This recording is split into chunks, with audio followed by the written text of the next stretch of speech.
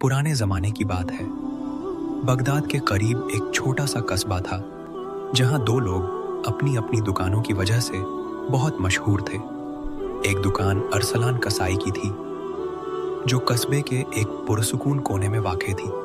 अरसलान एक बेहद खामोश, गंभीर और संजीदा इंसान था। वह अपने काम से काम रखता था। उसकी दुकान पर न भीड़ होती थी, न लंबी बातचीत। लोग उसे सख्त मिजाज समझते थे, क्योंकि वह कम बोलता था, बस गोश्त काटता और बिल्कुल सही तोल कर दे देता। कस्बे में मशहूर था कि अरसलान की छुरी जितनी तेज है, उसकी जुबान उतनी ही मुख्तसर। दूसरी तरफ कस्बे के बीचों बीच जुबैर लोहार की भट्टी थी।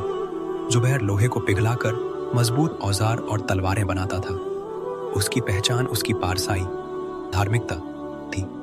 उसकी दुकान पर हर वक्त तस्बीह की आवाज़ गूंजती रहती, और वह काम करते हुए भी नेकी और तकवा की बातें करता। लोग उससे मशवरा लेने आते और उसे सबसे बड़ा अल्लाह वाला इंसान मानते थे। एक बार उस कस्बे पर एक सख्त आजमाइश आई।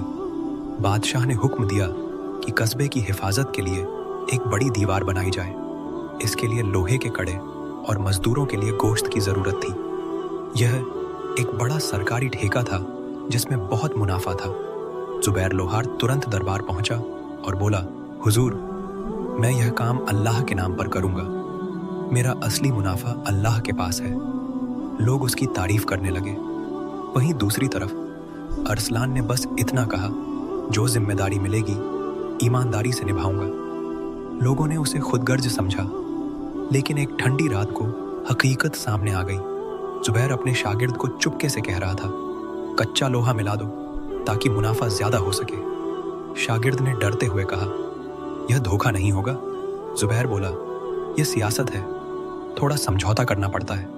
उधर उसी रात अरसलान के पास एक सरकारी अफसर आया और रिश्वत की थैली रखकर बोला, मजदूरों के लिए घटिया गोश्त दे दो, यह पैसा तुम्हारा है। अरसलान ने छुरी रोक दी और कहा, अगर मैंने मजदूरों के साथ खयानत की तो मैं अल्लाह को क्या जवाब दूंगा। और उसने रिश्वत ठुकरा दी। अगले दिन दीवार का एक हिस्सा गिर गया, क्योंकि लोहे के कड़े कमजोर थे। जांच हुई और सच्चाई सामने आ गई। जुबैर का झूठ पकड़ा गया। उसका गोदाम घटिया लोहे से भरा मिला। उसे सजा दी गई। फिर अरसलान को बुलाया गया। उसने सिर्फ इतना कहा, मैंने जो किया अल्लाह के लिए किया। अगर यकीन न हो तो मजदूरों से पूछ लीजिए। मजदूरों ने गवाही दी, इसने हमें सबसे अच्छा गोश्त दिया और रिश्वत ठुकरा दी। बादशाह बहुत प्रभावित हुआ। उसने जुबैर को सजा दी और अरसलान से कहा, तुम्हारी खामोशी में जो सच्चाई है वो दूसरों की दिखावे वाली इबादत में नहीं। और उसे पूरे कस्बे का निगरान बना दिया। अरसलान ने आसमान की तरफ देखा और शुक्र अदा किया।